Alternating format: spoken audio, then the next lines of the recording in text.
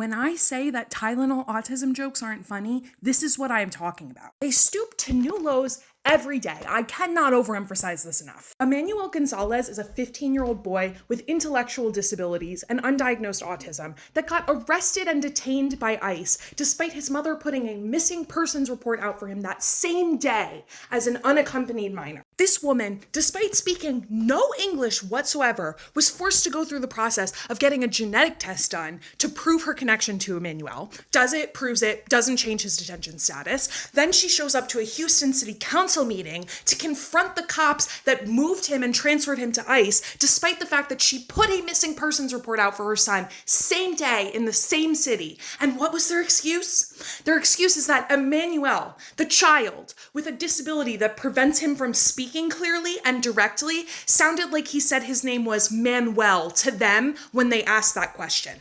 These cops then have the audacity to accuse this woman of being a bad mother and lying about Emmanuel's autism diagnosis because it's not official, despite the fact that she is an immigrant with another disabled child that needs care, cannot afford the official diagnosis, and has still gotten Emmanuel an IEP at every school he has attended in the US. There are records going back years for his disabilities. While these 48 days are going down, nobody explains to Emmanuel what is going on.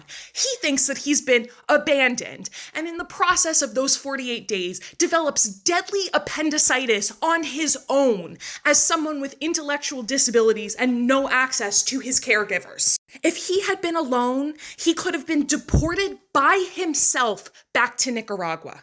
Alone.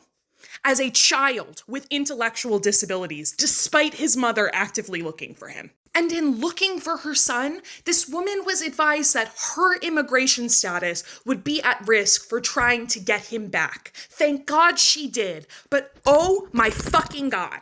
Shit like this is why I am regularly saying on this app that fellow low support needs white autistics need to pipe the fuck down.